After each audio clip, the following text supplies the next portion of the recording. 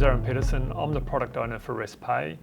Today I'm going to do a short demo walking you through some of the key features of RestPay. We don't have a lot of time, so I'm just going to focus on the main journeys through the product. So that'll be registering and onboarding the first time to RestPay, getting your employees into the system, making a contribution, and then also how to manage a refund as part of the process.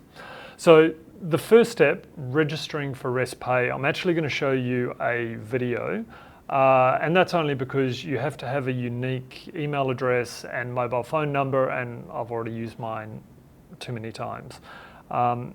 So to get to RestPay, you'll either get an email from, if you're currently using EmployerAccess or SCH Online, you'll get an email which will have an invitation link to take you directly to the registration process, or you can just go to the rest.com.au website, click on the tab, the Join tab in the top right-hand corner, and follow the prompts through that. In any event, you'll end up on this first screen of the RestPay platform that you can see now.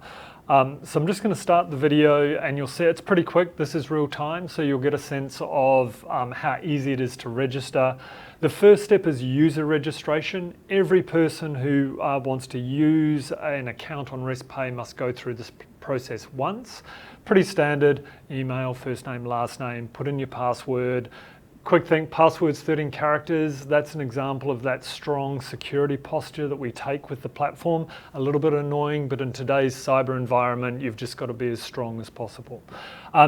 Everything's protected by multi-factor authentication. We support both SMS and app authentication. We encourage app because app is a stronger form of authentication. We also support a number of apps. Again, encourage one of the ones that has 512-bit encryption like Google Authenticator.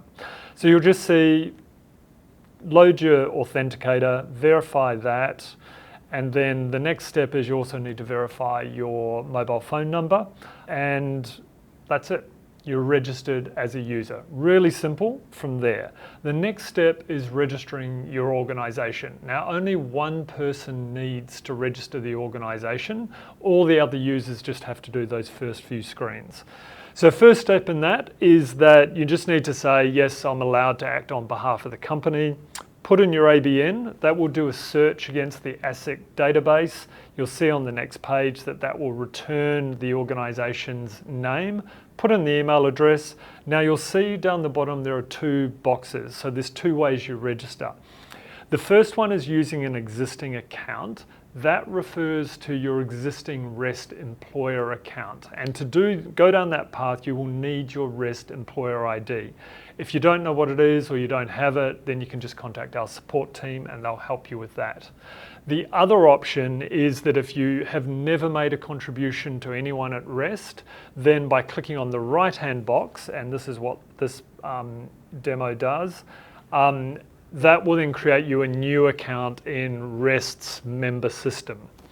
Next screen is just a couple of questions which help us with the analysis of use of the platform, number of employees, the industry you're in. The next screen is just reviewing and agreeing to the various declarations and documentation to use, both to become, or if you're not already, or if you are already, to continue being a REST default employer. And then the second aspect is to actually sign up for the clearinghouse. The clearinghouse is a regulated financial product, so there are PDSs and legal documents you need to review as part of that. And I probably should have said at the beginning of this, remember this is just a general demo on the features. It's not intended to be personal advice, so you really should look at how this product works for you and your individual circumstances before making a decision about signing up to RestPay. Moving on, then next screen, just review all your details, click submit, and that's it. You're registered. You'll see on this screen, you've now got a new employer ID with REST.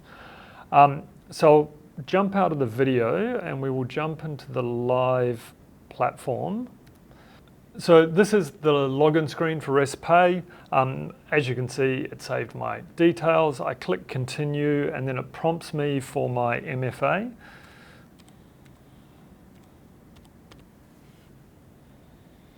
The first screen you'll see is your user dashboard. I'm going to use the word dashboard multiple times in this because there's a bunch of screens that just give you a really good summary of everything related to particular parts of the platform. So this is your user dashboard. You can be a user for multiple organizations. Every organization which you have access to will be listed on this dashboard. Just clicking into one of those organizations and you get to your second dashboard. This is the organization dashboard. Essentially here you've got a summary of all the contributions that you've made in the past, and then if you scroll down you'll see that you've got access to your employees. You can also similarly access those pages through the left-hand nav. A couple of things to point out is that there are great support tools as part of the platform. So if you click up here in the top right-hand corner, you'll get access to the knowledge base. And similarly, you'll be able to start a chat with one of our online employer specialists through the right-hand box. You can also call during the standard support hours of 8 a.m. to 6 p.m. So I'm going to show you, as I said, onboarding your employees. Couple of ways to do that. If we just quickly drop in there. If I want to add a new employee, I can add them manually, which means I type them into the screen. There is also a digital onboarding flow whereby I can send an email to an employee and ask them to onboard. However, the easiest way to get all of your employees into the platform is actually by submitting a contribution using file upload. So there's two ways you can make contributions in the platform. One is you upload a file. Generally, this is extracted from your payroll. Or two, you can manually import the details using a manual grid. Just on file upload, the platform supports both your SuperStream standard file. It also supports what we call custom files, and there's the ability to map those once only, and then you can use that file going forward.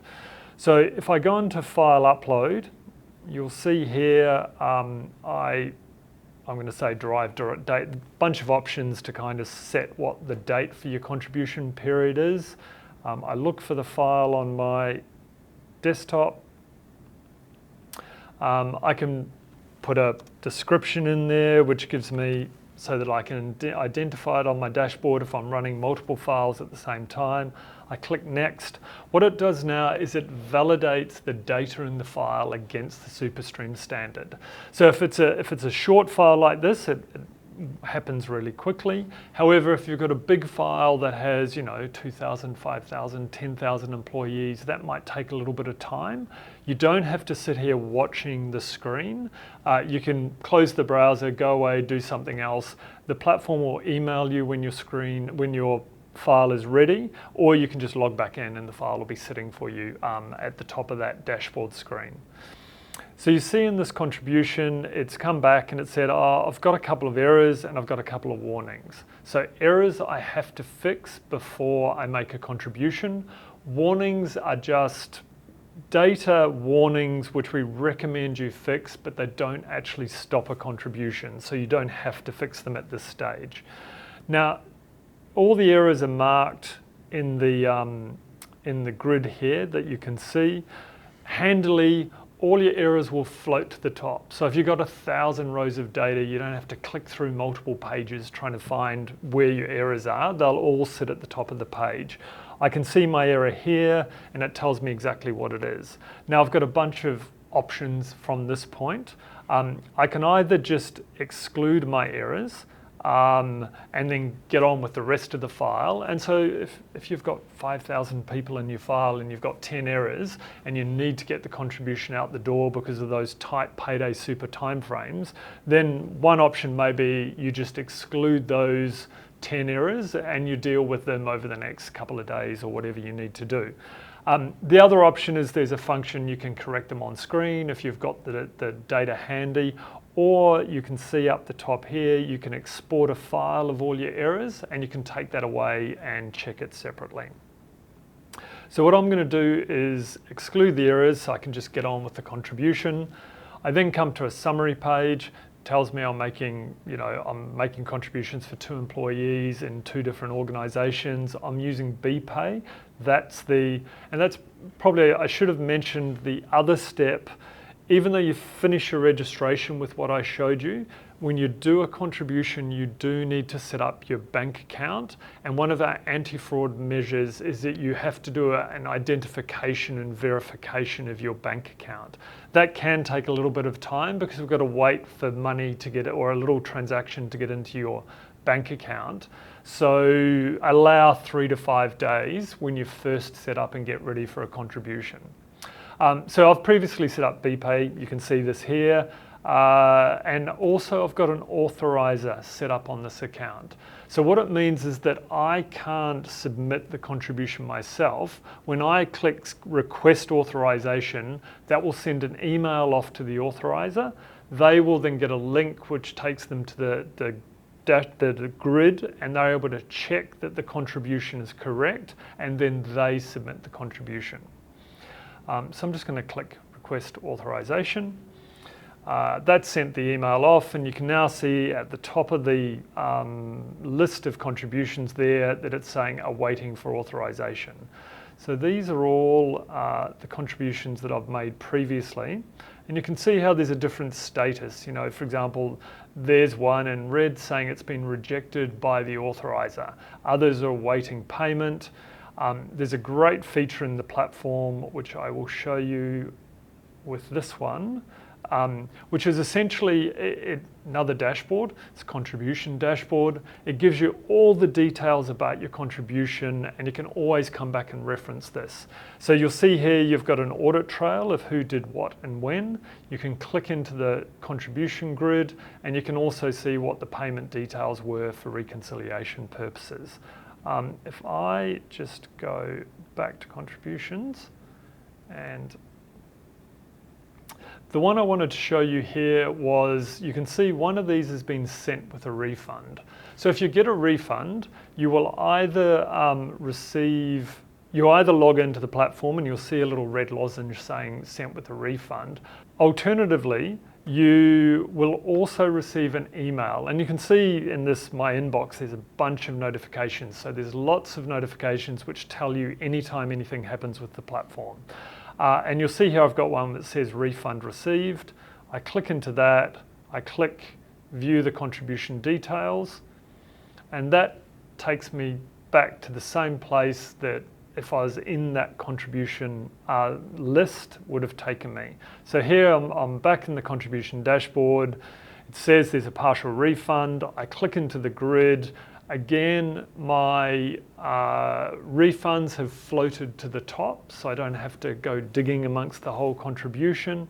I can see the detail of the contribution here, or I can click export, and it will export a file with all of the errors in it. From that point, you just follow your own process, which you normally do. Either go back, correct whatever's in your payroll, re-download the file and submit that as a new contribution. Or secondly, you could then just set up a manual grid within the platform and again submit those as a new contribution. So that's a super quick run through the high level features. There's a bunch of other features in there which save time and make it easier and keep you on track with your contributions process. And perhaps we'll have time in a future webinar to be able to share those with you.